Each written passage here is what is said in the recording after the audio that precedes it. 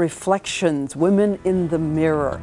We're talking this morning about young women who want plastic surgery and procedures not to look different, but to look even younger, to somehow stop the aging process at the age of 18, 19, 20. It's in the current issue of W magazine. And this morning we'll take a closer look at these women who are desperate to stop the march of time. It's one thing to be in your 40s, but a 40-year-old woman cannot believe that a 20-something is getting Botox. Women like 22-year-old Ashley, who started getting her injections at the age of 21. I don't have any wrinkles, but the reason I want to do it is to prevent them from forming, to avoid major surgery. My plastic surgeon said I really didn't need it. He didn't see the point in doing it, but he did it because I insisted. Ashley is not alone. A lot of doctors say there is a recent rise in the number of women under age 35 going for these anti-aging treatments. According to a recent study last year, people 19 to 34 accounted for 20% of the non-surgical procedures, Botox and chemical peels.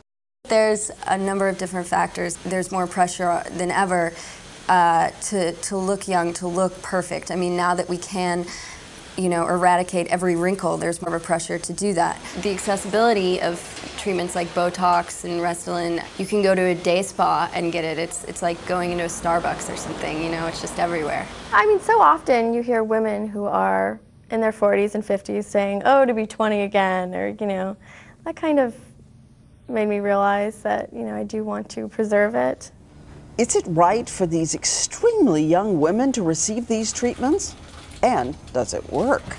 Well, if you ask anyone in the cosmetic industry, they compare it to the metaphor of a house. It's preventative, and if you do little repairs, along the way, then you won't have to get the big overhaul of a facelift in 15 or 20 years. If I tell a 40-year-old woman that I get Botox and all this stuff, they roll their eyes at me and they, kind of think that it's excessive. But, I think if it had been available to them when they were in their 20s to prevent aging, I think a lot of them would have done it as well.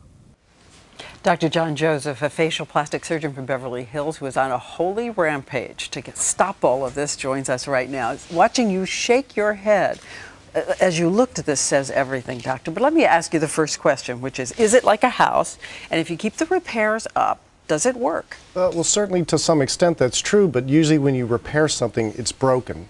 And a 21-year-old with no lines on her face, she's not broken, so why fix it? How would you know where to put the Botox if there are no lines? Well, Do you know automatically? You would know the general area that she will develop lines, but it's still inappropriate. Could you keep her looking 19, which seems to be where we're headed here, that 20-year-olds now want to look 19 forever? Could you do that if you just kept pumping it in and pumping it in? No, because inevitably you're going to lose the battle of aging. Certainly you can retard it and slow it down by these treatments, but you certainly don't want to, in my practice, treat people until they have a problem. I know that you have been asked to do it often, and you say no. Hard to say no? It's a lot of money. Well, no, if you're a righteous physician, you should refuse the service to the patient that doesn't require it. And what argument do you make to these young women? You don't need it. Not yet.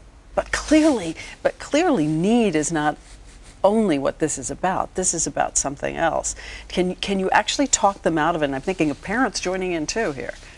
Well, you should. You definitely should try to talk them out of it. It's not appropriate, at least in my opinion. And do they say to you, I'm just going to go to somebody else and get it? That's their option. It's America. They can go wherever they want. What do you think of the doctors who say yes?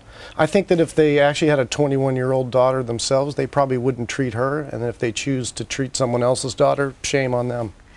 And at the end of the day, the time to start thinking about these sorts of procedures is when you have the problem. Meaning, if you have the lines, treat it. If not, enjoy life. Well, I remember you saying at one point in something I read that that you won't allow them, you wouldn't sell crystal meth. So why are you selling something that is also so inappropriate for young kids? Yeah, I agree.